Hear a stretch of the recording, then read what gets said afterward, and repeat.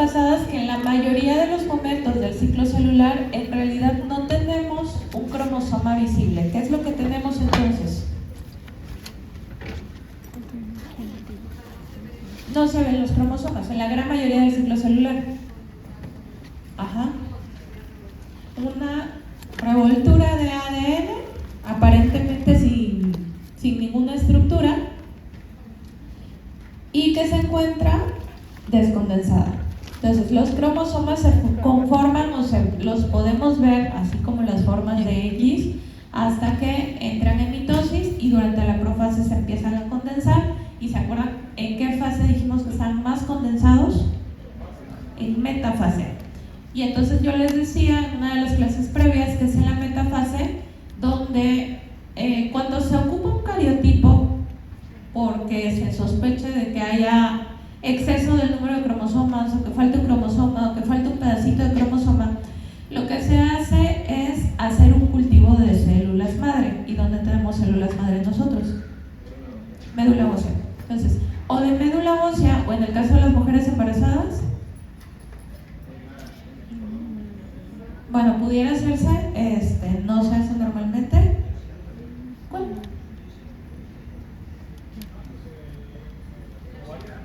Vellosidades coriónicas. Se toma, es un procedimiento un poco invasivo, sí se hace para cuestiones que sí son importantes. Entonces, se toman células madres, se ponen en un cultivo, que es ponerle los medios de crecimiento para que esas células puedan empezar ciclo celular, y se les pone una sustancia inmovilizadora después de cierto número de días para que las células paren el ciclo celular. ¿Ok? Entonces van a parar en diferentes momentos, pero agarramos las células que están en metafase, que son las células que tienen mayor condensación de su cromatina. Y entonces aparecen así, ¿cierto? No.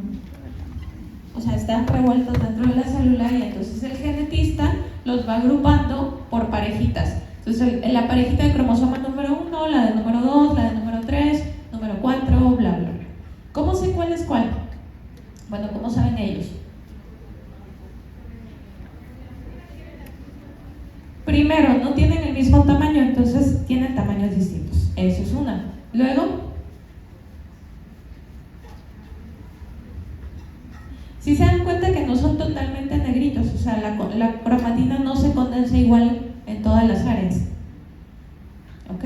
Entonces, va a haber áreas, dependiendo de qué tinción se use, es el tipo de bandeo que se utiliza, pero uno de los primeros y que todavía se ocupa mucho es la tinción de Giemsa, y ese bandeo se llama G. ¿Qué quiere decir? El cromosoma se llama así precisamente porque tiene la capacidad de fijar colorante. Entonces, croma viene de color y soma viene del cuerpo. Hablando de la tinción de Giemsa, va a tener la capacidad de captar la tinción, pero la va a captar más en unas áreas que en otras. Si se alcanzan a ver, que se ve más gráfico en la imagen de arriba, va a haber zonas que van a ser muy oscuras y van a ser zonas que van a ver muy claras. ¿Qué significa que una zona esté clara?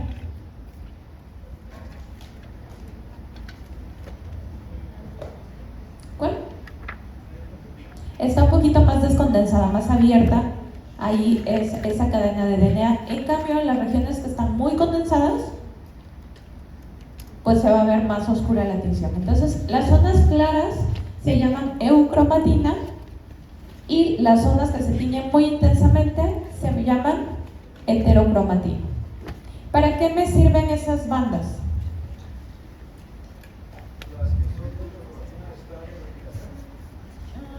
No necesariamente, o sea, todo se puede al final. Acuérdense que la replicación se lleva a cabo antes de la mitosis.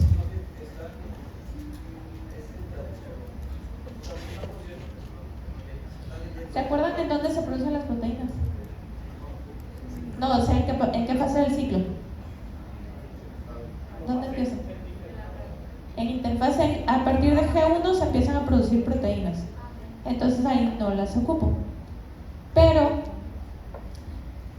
si el hecho de que una cromatina está más condensada, más protegida en ciertos lugares, que vamos a ver más adelante, no solamente tenemos DNA, sino tenemos otros grupos que están ahí incrustados, también me da la posibilidad de que esa cromatina se lea menos que las zonas que están más abiertas. Entonces, un poquito de expresión, de regulación de la expresión, o sea, qué tanto se expresa o no el gen, sí hay. Y la otra es darle una identidad también a cada cromosoma, porque cada cromosoma va a tener diferente número de bandas y un bandeo distinto. O sea, a partir del tamaño del cromosoma, a partir de sus bandas y a partir de la localización de su centrómero, que si se dan cuenta no todos tienen exactamente el centrómero en el centro, vamos a poder hacer la distinción de cuáles son los cromosomas que hay. Entonces, lo que normalmente tendría un genetista al parar la célula es una imagen más o menos así. Y antes lo que se hacía era tomar una fotografía, imprimirla y se ponían a recortar y a hacer las parejitas, así se hacían los cariotipos. Entonces, ahorita ya podemos tener imágenes del microscopio directamente en la computadora. En la computadora todavía tener mayor resolución y a partir de ahí, ahora sí, ir formando lo que nos van a reportar como un cariotipo, que serían los 23 pares de cromosomas agrupados los homólogos.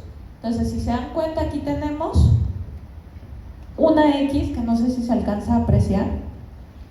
Entonces, aquí hay un par de homólogos, no hay uno solo, ¿ok? ¿Y qué sabemos de esta persona? ¿Es mujer? ¿Tiene algún cromosoma extra o le falta alguno? No. O sea, hay una parejita en cada posición. ¿Sí o no? Sí. Entonces, si está completito, si no le falta nada, lo vamos a reportar como o 46 cromosomas y es XX. 46XX es una mujer, ¿ok?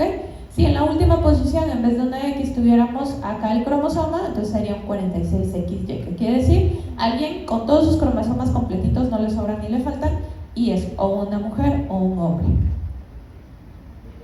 Bien. ¿Cuál? El Y es mucho más pequeñito que el X. Más adelante cuando veamos genética no mendeliana lo vamos a revisar. Ok, entonces otra de las características, les decía yo, es donde está localizado el centrómero. No todos los cromosomas tienen un centrómero en el centro justamente. Los que sí lo tienen se llaman metacéntricos, quiere decir, ¿se acuerdan? Bueno, aquí introducimos otro término. Los cromosomas tienen brazos cortos y brazos largos. Pero en los metacéntricos en realidad el corto y el largo miden lo mismo, ¿ok? Mientras que en los submetacéntricos, esto sí sería ya más un cromosoma clásico que realmente tiene un brazo corto y un brazo largo. Y luego tenemos los acrocéntricos, en donde el brazo corto es tan cortito que más bien parecen antenitas y el brazo largo es demasiado largo. Estos acrocéntricos, vamos a ver en Down, nos van a dar problemas un poco más adelante. Y cuando no tenemos brazos cortos, se llama telocéntrico. ¿Ok? El acrocéntrico, el de las antenitas. Lo vamos a ver mucho más adelante. Entonces, acrocéntricos, la mayoría son submetacéntricos, o sea, brazo corto, brazo largo. Y acrocéntricos serían 13, 14, 15, 21, 22 y el Y es un acrocéntrico. O sea, uno así de antenitas y brazo muy largo. Es importante porque ya está el 21, el del síndrome de Down. Entonces, una de las causas es no precisamente el 21 extra como tal, sino por ahí una translocación de ese acrocéntrico. Pero lo vamos a ver mucho más adelante. No se tiene que aprender qué es cada uno, simplemente que sepan por la localización cuál es cuál. Entonces, en situaciones normales no tendríamos la última opción, que serían los telocéntricos. ¿Ok?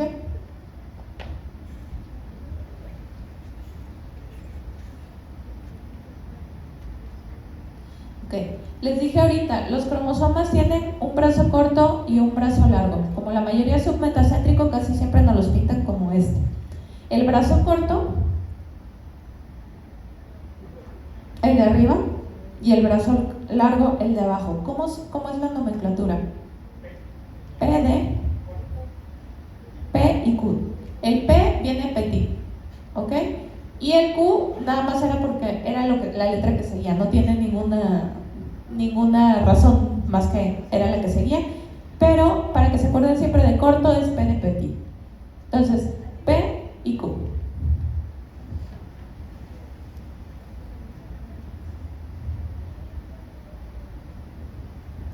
Luego ya habíamos hablado un poquito de esto.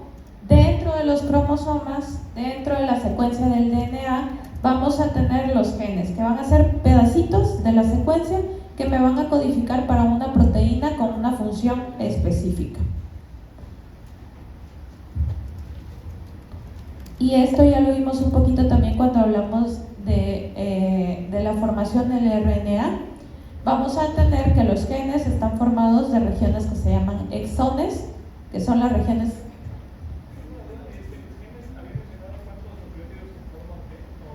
No, es que ahí depende mucho de la proteína que vayas a formar. Entonces no es como que haya un número específico. De hecho, ahorita vamos a ver el ejemplo de cómo sucede esto. Y entonces decíamos que hacia el final de la formación del RNA había un proceso que se llamaba el empalme o empalmosoma o el yield splicing, que era cortar esas regiones que no se traducen, que se llaman lo que no sirve. Bueno, no es que no sirva, lo que no se va a traducir.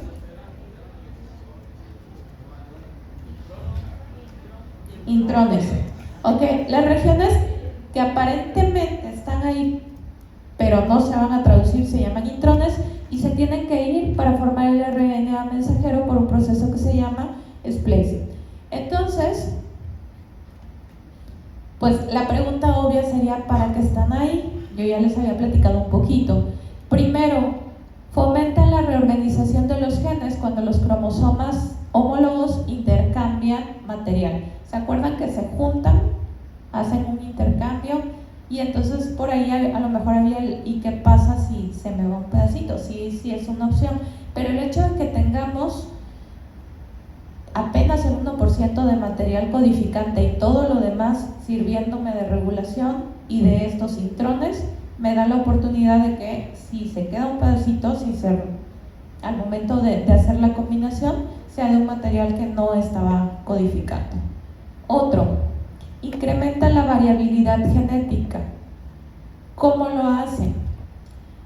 Nosotros sí tenemos zonas para hacer el corte, pero nuestro cuerpo también tiene la posibilidad de cortar en diferentes zonas.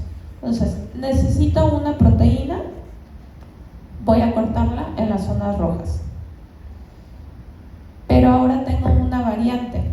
Entonces ahora no se va a expresar una partecita y voy a cortar un poquito más acá, un poquito más allá, y eso me permite hacer diferentes productos proteicos y ahorita lo vamos a explicar un poquito más.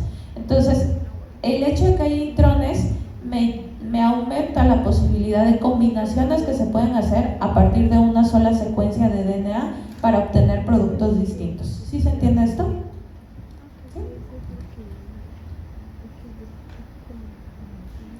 Y por último, regula la expresión génica. ¿Qué es la expresión génica?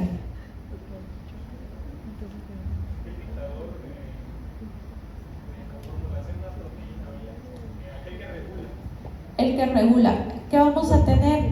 Que como les decía yo algunas clases atrás, todo mi cuerpo, todas las células de mi cuerpo tienen la misma información. ¿Por qué nada más ciertas partes hacen unas proteínas y otras proteínas? El proceso se llama a eso de que el páncreas nada más haga insulina, que nada más las células de médula ósea, los eritrocitos, hagan la hemoglobina.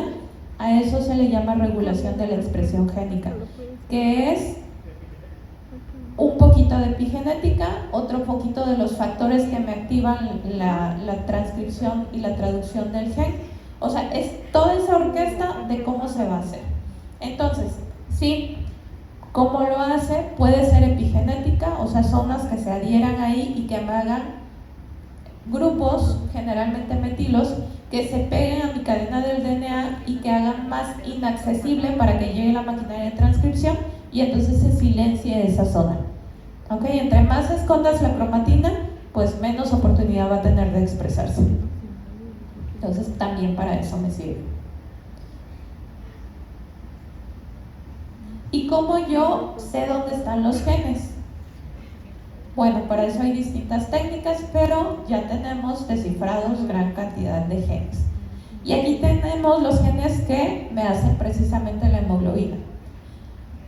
El de las cadenas alfa localizado en el cromosoma 16 y el de las cadenas beta localizado en el cromosoma 11. ¿Cómo yo sé exactamente, cómo yo le doy la dirección a alguien de dónde queda el gen? Bueno, utilizamos una nomenclatura que es primero el número de cromosoma donde se encuentra. Entonces, trabajamos con el de la cadena beta. La cadena beta se encuentra en el cromosoma número 11. ¿Qué significa la P? Brazo corto. Entonces, brazo corto del cromosoma 11. El siguiente número va a ser la región, o sea, de las bandas que hay, vista sin hacerle tanto zoom, la primera región. Ahora sí, le hago un poquito más de zoom, la banda número 5, y si le hago más zoom, la subbanda número 4. ¿Ok? Entonces, así sé exactamente dónde está la región de mi gen. Ahora, ¿les llama la atención algo de aquí? ¿Dónde está la beta? Dentro del gen.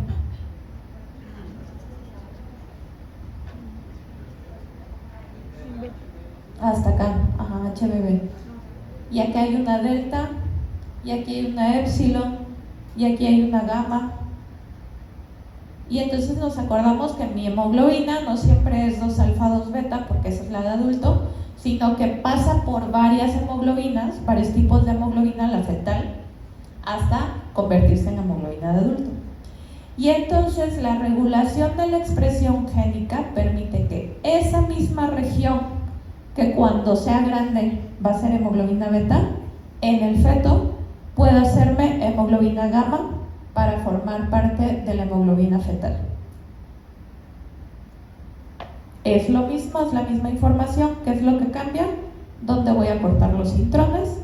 O si hay un proceso de metilación de grupos que vengan y se peguen y no permitan que se lea el pedacito de beta, porque todavía no es el tiempo. ¿Sí me explico? Entonces el gen puede contener información para hacer varios productos proteicos, no uno solo. Una misma región me puede servir para varias cosas, pero al final lo que se produce va a depender de varios factores. Claro.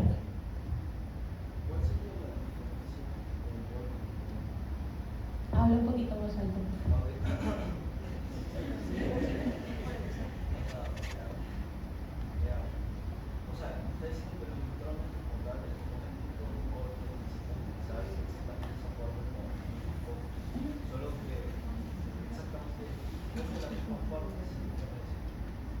Eso depende, uno, de cuál sea. Acuérdense, para que todo esto se active, tiene que venir una señal que inicie el proceso. Depende de cuál sea la señal, porque la señal me dice qué es lo que se necesita. ¿Ok? Y luego entonces, a partir de la señal, tu célula puede organizar sus puntos de corte y empalme. Entonces, una opción es cortar esto, simplemente, o sea, que se vaya como un intrón, aunque para otra ocasión sí me servirá como un exón.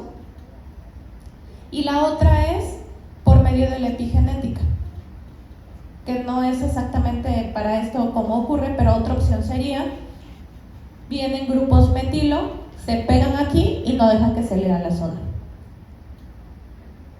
¿Ok? ¿Perdona? Esa es la metilación. La metilación es pegarle grupos metilo y que no se lea esa parte.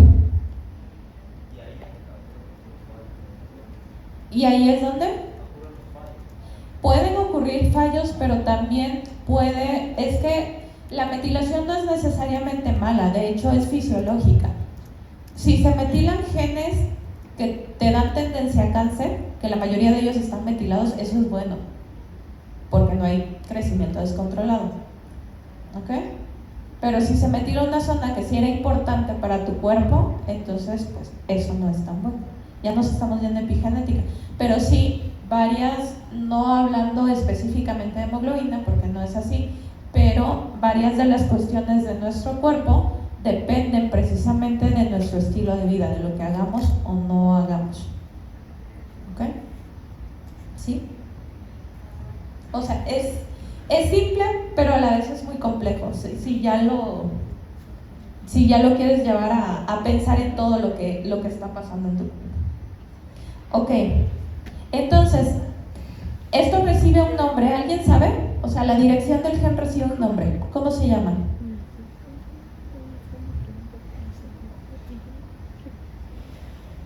Locus. ¿Ok? Ese es el locus. Se encuentra en el cromosoma tal, se encuentra en el brazo tal, en la región tal, banda número tal, subbanda número... Ese es dar el locus, la localización del cromosoma. Cuando doy varios locus, eso es un loci. ¿Ok? O sea, varias direcciones.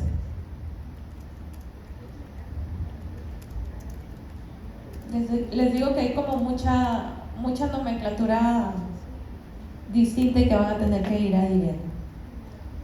Ok, entonces, ¿cómo se organiza mi ADN para llegar a formar un cromosoma? Tenemos varios niveles de organización y el objetivo es no tener esos 2 metros, si lo pusiéramos a lo largo de todo el DNA que tenemos en cada núcleo, sino que se pueda compactar de manera que quede dentro de los cromosomas. Y entonces vamos a tener varios niveles de organización y aquí me van a ayudar especialmente unas proteínas que van a formar como el esqueleto de esa estructura, que son las histonas.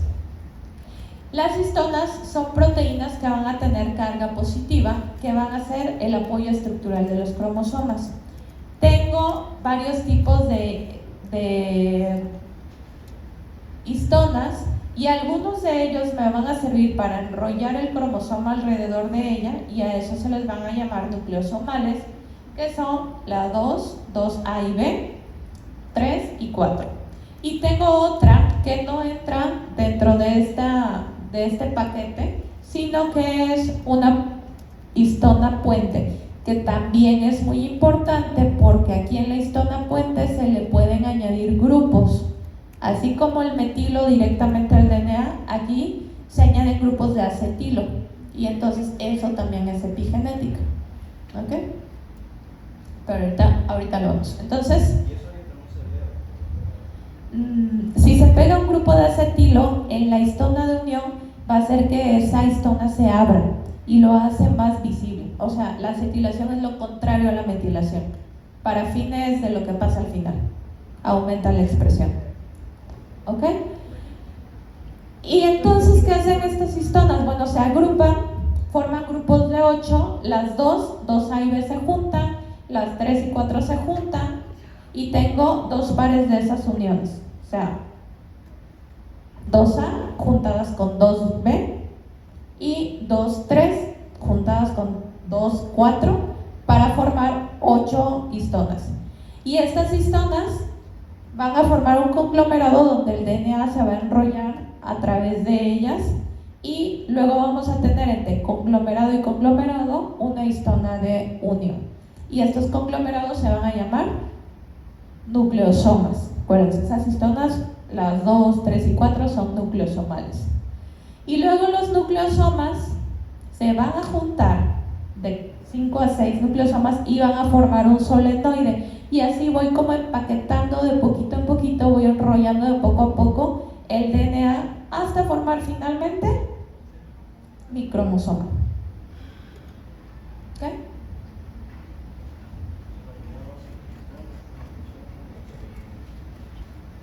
Ok, y entonces aquí lo que les decía, las histonas puente o las histonas de unión sirven para estabilizar las uniones que hay entre los nucleosomas y también me sirven como el blanco de la regulación epigenética, porque aquí se pueden añadir grupos como los acetilos, como los metilos, es más acetilo lo que llega, o pueden sufrir fosforilación, y eso hacer que se abra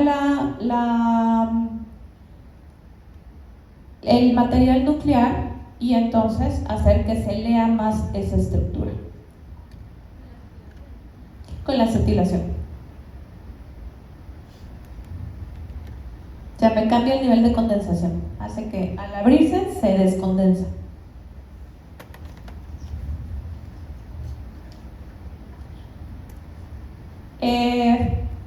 Partes, eso ya lo había mencionado en otra ocasión, como DNA, pero también como parte del cromosoma, una parte específica, el centrómero, que va a ser ese pedacito del DNA que va a contener, que no va a estar duplicado y que va a unir solamente a las cromátides hermanas.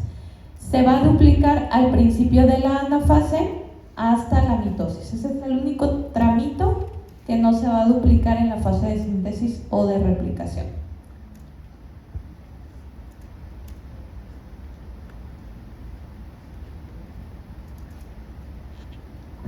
Y por último, el telómero, que va a tener distintas funciones, también ya les habíamos hablado un poquito, que era, una de ellas evita que las cromosomas, dos cromosomas distintos se peguen. Acuérdense que son secuencias repetidas que no se van a leer, que no van a traducir para nada, y también van a garantizar que al momento de hacer mi replicación los extremos queden intactos, aunque se pierda un pedazo de este final, y funciona como un reloj biológico, porque esto se va acabando hasta que llego ahora sí al material para traducir, y ahí ya empiezo a tener problemas.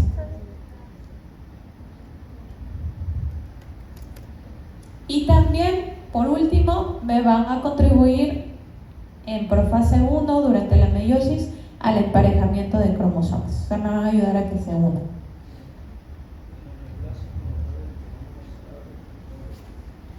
En la neoplasia no necesariamente, más bien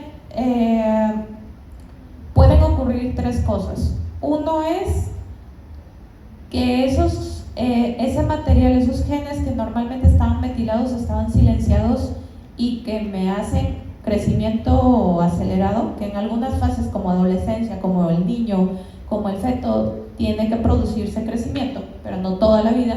Entonces, cuando se quitan la metilación de esos grupos, haya crecimiento acelerado. Otra de las cosas que pasa es que los genes que son los checkpoints en el ciclo celular estén alterados, y entonces pasen por alto las mutaciones que hay.